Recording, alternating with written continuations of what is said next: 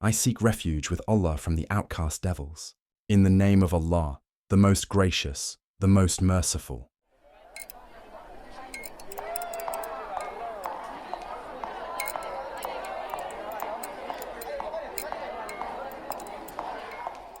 As I headed toward my car, parked in the farthest student lot behind the school, a sudden chill crept into the air, and a thin fog began to settle in. The parking lights were always dim, but tonight I noticed something off.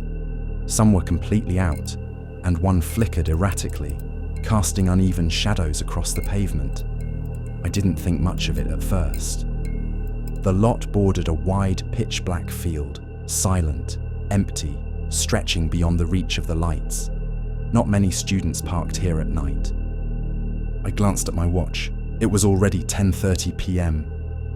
As I kept trying to figure out my dinner, the sound of footsteps behind me grew louder, more insistent, pulling me out of my thoughts.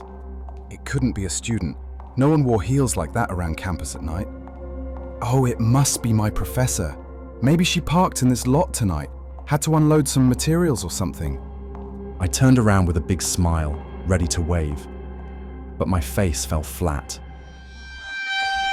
There was no one there, just a few empty parking spaces and the still air around me.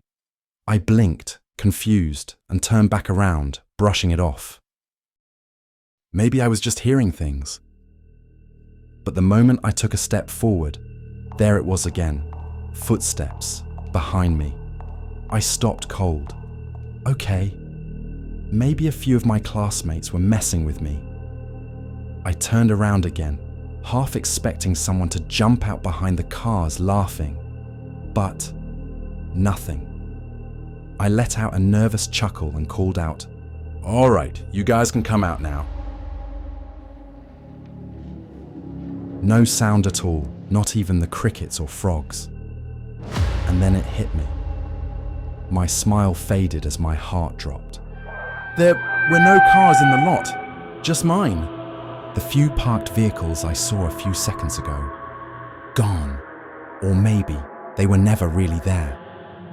I turned in a slow circle, suddenly aware of how thick the fog had become, how the only brighter light came from a single flickering lamp above me. The rest of the lot was swallowed mostly in darkness, with only patches of dim light barely holding back the shadows. Was this real? Or was I just so exhausted that my mind was playing tricks on me?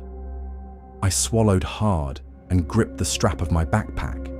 Then, forcing myself to turn back toward my car, I began walking again. But no, this wasn't a dream, and it definitely wasn't my imagination. The footsteps started up again. I picked up my pace. So did it. Every step I took, the sound of heels echoed just behind me, matching my rhythm exactly. I sped up. The footsteps did too, fast, sharp, unrelenting. My heart pounded in my chest. This wasn't funny anymore. "Run, you idiot!" I screamed at myself in my head. My legs were already moving, but not fast enough. The fear hit me like a wave, pushing me harder, faster. My lungs burned and the cold night air stabbed at my throat as I ran.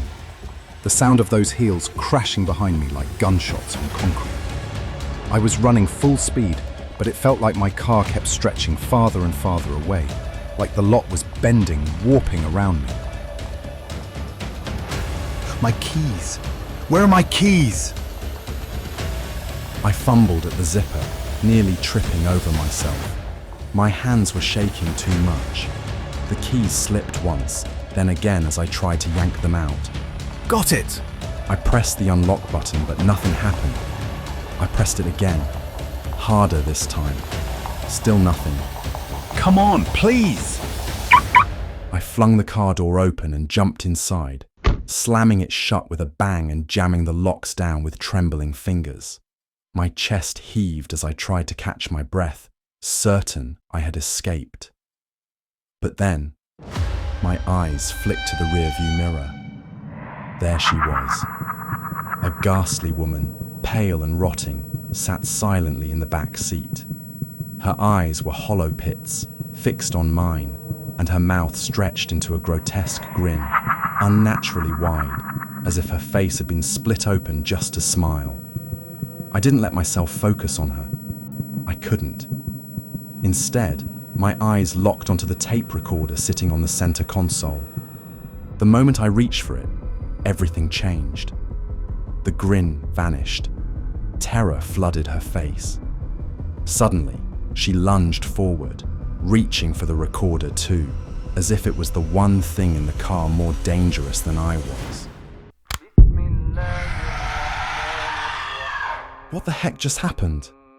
I didn't have time to figure it out, and there was no way I was sticking around to find out. I had to get out of here, fast. I slammed the gas and tore out of the parking lot, tires screeching. As I sped down the road, my eyes kept darting to the rearview mirror, heart pounding, half expecting that thing to come chasing after my car at any second. I was freaking out, barely keeping it together as I floored it down the road. She was gone, not a trace of her in the rearview mirror or the side mirrors. I breathed a little easier, relieved. But then I noticed something even more unsettling. The streets were deserted. No cars, no people, nothing. Everything around me was empty, even the homes and buildings. It was too empty and quiet. Something wasn't right. It was like I had driven into a place that didn't exist on any map, but looked similar to my hometown. Although the college is only 7 to 10 minutes from my home, the drive felt endless. The only sounds I could hear were myself, the car, and the calming verses echoing through the silence. At last, a few cars began to appear in the distance, breaking the emptiness of the road. A wave of relief washed over me. I finally got to the parking lot near my apartment, but the building was still a 3 to 5 minute walk away. So, I paused for a moment in my car, just soaking it all in, and then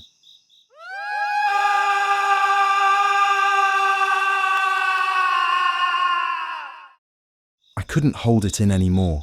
I was overwhelmed and completely freaked out. I took a deep breath and told myself to stay strong. Then I stepped out of the car and began the short walk to my apartment. I got halfway to my apartment building and then